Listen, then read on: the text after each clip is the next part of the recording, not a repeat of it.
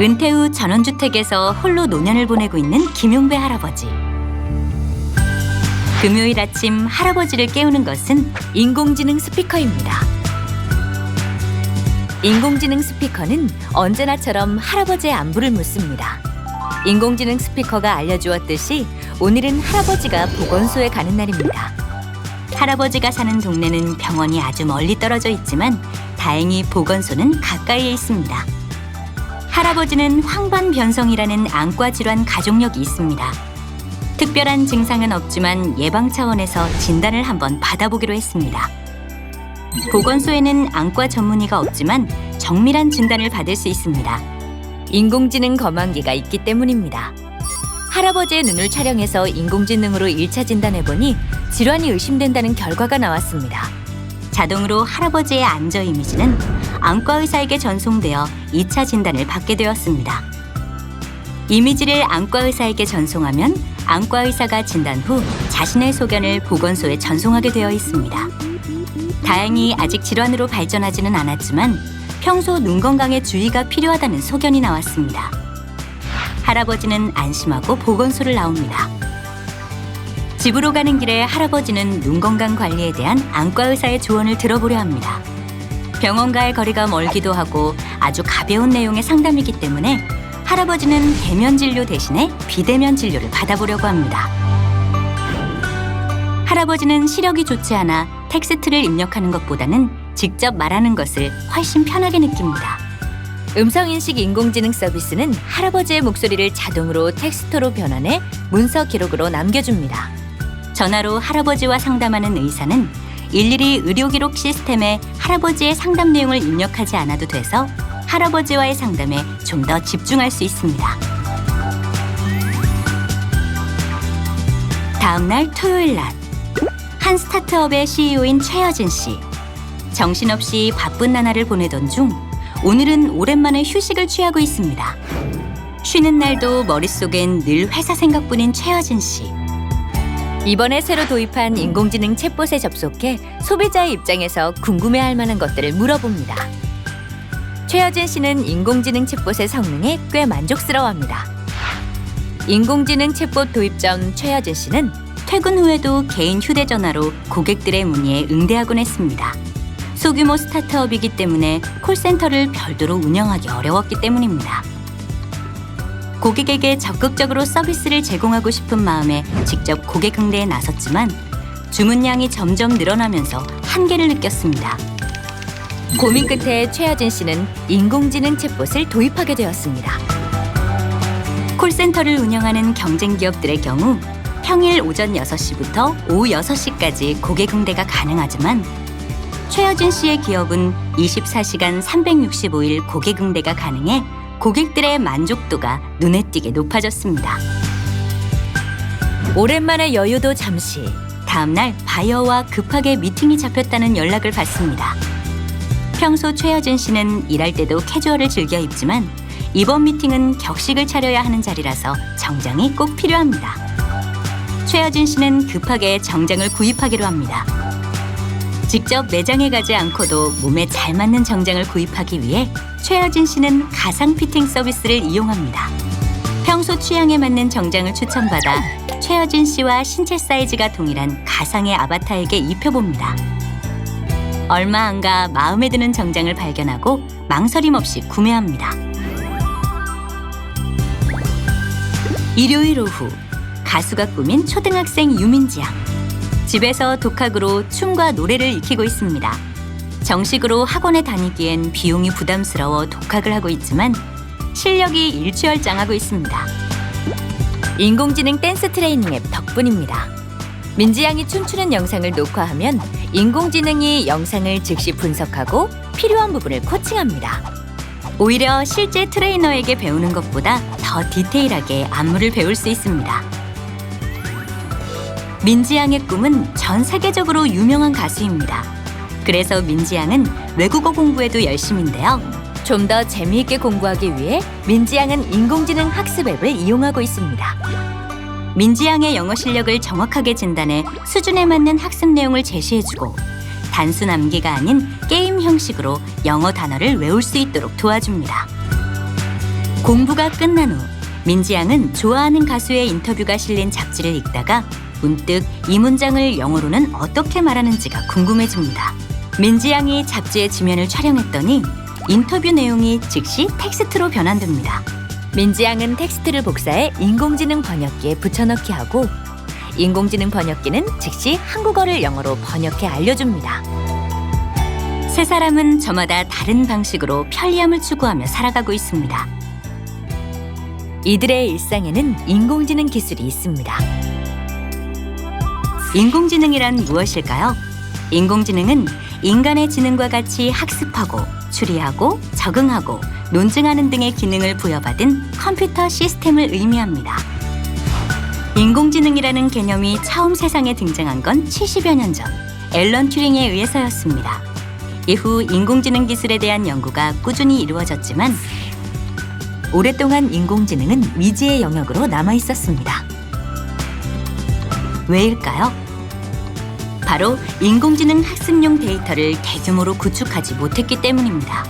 인공지능이 인간처럼 스스로 인식하고 이해하는 능력을 갖추려면 기계학습이 필요합니다.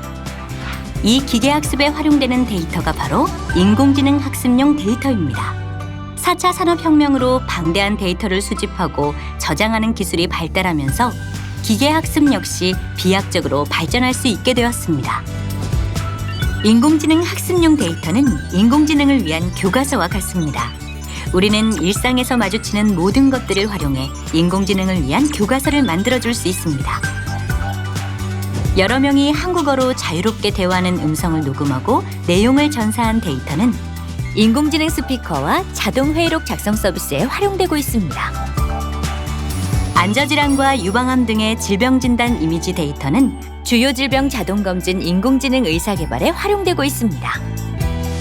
우리가 일상에서 지인과 메신저로 나누는 대화의 원문 데이터는 인공지능 챗봇과 인공지능 상담사 개발에 활용되고 있습니다. 사람의 인체와 자세를 촬영한 이미지 데이터는 가상 피팅과 홈 트레이닝 등의 서비스에 활용되고 있습니다. 우리가 매일 보는 디지털 뉴스에서 수집한 한국어와 영어 병렬 말뭉치 데이터는 한국어를 영어로, 영어를 한국어로 인공지능 번역하는 시스템에 활용되고 있습니다. 손글씨와 인쇄체 등 한글 글자체 이미지 데이터는 인쇄물에 쓰인 텍스트를 일일이 타이핑하지 않아도 되는 자동 한글 인식 서비스에 활용되고 있습니다. 인공지능은 이렇게 자연어, 헬스케어, 자율주행, 농축수산, 국토환경, 미디어, 교육 등 다양한 분야에 광범위하게 활용되면서 우리의 삶을 편리하게 만들어주고 있습니다. 하지만 데이터의 구축량이 증가하고 인공지능의 활용이 확대될수록 데이터의 품질로 인한 문제 역시 흔히 발생하고 있습니다. 데이터의 품질이 제대로 관리되지 않는다면 인공지능은 높은 수준의 학습 결과를 기대할 수 없게 되거나 큰 오류를 초래할 수도 있습니다. 데이터 품질 관리가 중요한 이유입니다. 예를 들어 사람과 대화할 수 있는 인공지능 기술을 만들기 위해 음성 데이터를 구축할 때 데이터의 음질이 떨어지거나 대화 내용이 한정되어 있다면 인공지능은 제대로 대화할 수 없을 것입니다. 데이터의 품질이 사회적인 문제를 일으키는 사례도 있습니다. 2016년 마이크로소프트사가 개발한 인공지능 챗봇 테이는 공개된 지 하루 만에 성차별과 인종차별 발언, 욕설 등을 해서 즉시 서비스가 중단되었습니다. 테이가 학습하는 SNS 일부 이용자들이 고의로 인종차별, 성차별, 욕설 등의 부적절한 멘션을 집중적으로 보냈기 때문이죠. 비슷한 사례가 2021년 국내에서도 발생했습니다. 국내 모 업체에서 개발한 챗봇은 커플들의 메신저 대화를 학습 데이터로 활용했지만 그 결과 성차별과 인종차별 발언, 성소수자나 장애인들에 대한 혐오 표현을 여과 없이 발언해 큰 논란이 되었고 결국은 서비스를 일시 중단했습니다. 인공지능은 인간이 보지 못하는 것을 관찰하고 통찰할 수 있는 장점이 있습니다. 하지만 인공지능 학습용 데이터 자체에 편향성이 있다면 인공지능의 장점은 발휘될 수 없을 것입니다. 오히려 인간이 가지고 있는 편견을 강화하고 사회에 부정적인 영향을 가져올 것입니다. 미국 경찰이 사용하는 인공지능 컴퓨터 콤파스는 흑인이나 빈민촌에 거주하는 이들의 재범률을 더 높게 판정하는 것으로 조사됐는데, 이는 애초에 흑인이나 빈민촌에 거주하는 이들의 범죄에 대한 데이터가 더 많이 투입되었기 때문입니다. 의도적인 행위로 편향성이 발생하기도 합니다. 국내 모 포털 사업자는 검색 알고리즘을 조작해 자사 상품과 서비스가 우선 노출되도록 한 혐의로 거액의 과징금 처분을 받았습니다. 인공지능의 판단은 사람이 내리는 것이 아니지만 인공지능을 만드는 것은 사람입니다. 우리 사회에서 인공지능이 일으키는 윤리적 문제를 방지하기 위해서는 인공지능을 만드는 사람이 윤리를 갖추는 것이 필요합니다. 인공지능 연구가 활발해지면서 인공지능 윤리에 관한 논의 역시 활발하게 이루어지고 있는 이유입니다. 한국지능정보사회진흥원에서도 국내 공공기관 최초로 인공지능 사업추진 윤리 원칙을 제정했습니다.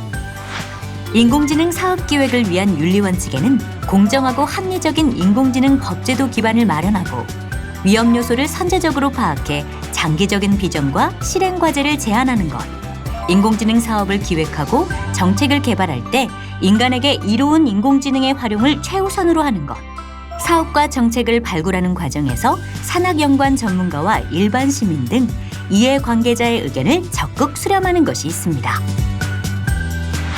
인공지능 사업 실행을 위한 윤리 원칙에는 인공지능 서비스가 인간의 존엄성 보장, 국민의 편익과 행복을 최우선으로 추구하도록 고려하는 것, 경제, 사회, 문화, 정치적 다양성을 보장하고 편향되지 않도록 개발하는 것, 사회 보편적 제도와 윤리 규범 안에서 개발, 활용하며 오남용을 방지하도록 도덕적 책임과 의무를 다하는 것이 있습니다.